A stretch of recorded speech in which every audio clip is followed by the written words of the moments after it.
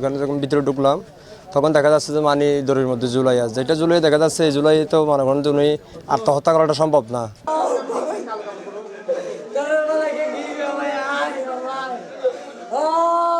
এ আমার একমাত্র ছেলে, আমরা বেশি আদর করি। আমার ছেলের কোনো সমস্যা নাই। 3 দিন আগে বাড়ি থেকে আইছে, আমার বাগিনার আজকে একটা ম্যাচ জানাছে, মা বাবার জন্য ঘুরতেছে, এখানে যাওয়ার কথা। ছেলে গত রাত্রে তার মায়ের সাথে কথা বলছে, আসবো না। এখন আরো 3টার দিকে খবর পাইতেছি ছেলে মৃত্যু হয়েছে। আমার ছেলে পাশে হওয়ার কোনো কথাই নেই। আমার ছেলে মাটি হবে, কোনো সমস্যা নেই।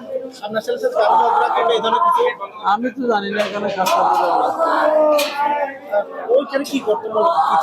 এই কলেজে হারবার্ড কলেজে লেখাপড়া করছে, এখানে থাকতো, সঙ্গী ছিল। আমি এখানে নগদ পেমেন্টে 500 টাকা পর্যন্ত ক্যাশব্যাক আর লেনদেনে প্রতিদিন ডিপ ফ্রিজ এবং ঘন্টায় ঘন্টায় এসি টিভি সহ দারুণ সব গিফট। আমি জানতে পারছি ওনাকে মারি ফেলেছে আর কি, এখান থেকে মারিয়ে ওখানে নিয়ে গেছে, ফাঁসি দিয়ে ফেলেছে। আমি মনে করি তাকে এখানে বালসাবাদে ওখানে মনে করি এখানে যা দেখছি ওখানে ফাঁসি দিয়ে ওখানে এখানে ফাঁসি যায়, এটা মনে না থাকে এরকম করি। আমি ওনার বড় ভাই, উনি আমার স্বাস্থ্য ভাই।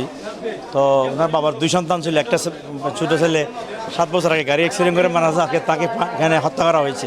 সে এখানে পড়তো, ছাত্রদল করতো এবং লেখাপড়া করতো। ছাত্রদল কোনো পদ পদবি ছিল না, সমর্থক হিসেবে কাজ করতো। তো এখন তো দেখি যে আজকে আমরা ঘন্টাখানেক আগে খবর পেয়েছি, তাই তাকে এখানে তাকে এখানে ফাঁসিতে ঝুলিয়ে রাখা হয়েছে।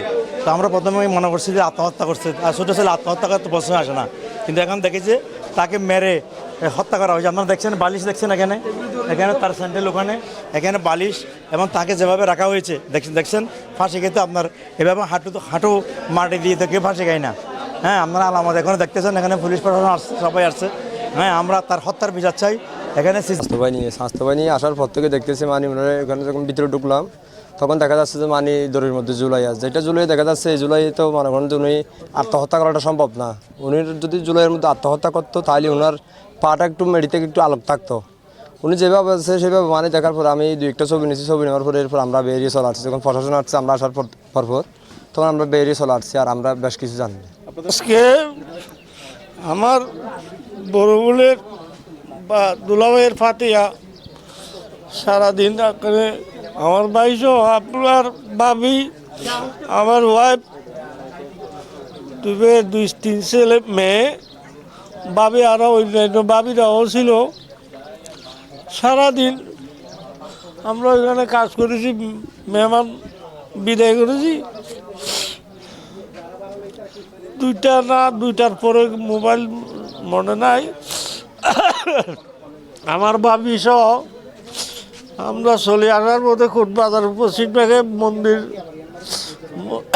বুদ্ধ মন্দির আছে না, বুদ্ধ মন্দিরের পাশে মনির মারা গেছে শুনছি।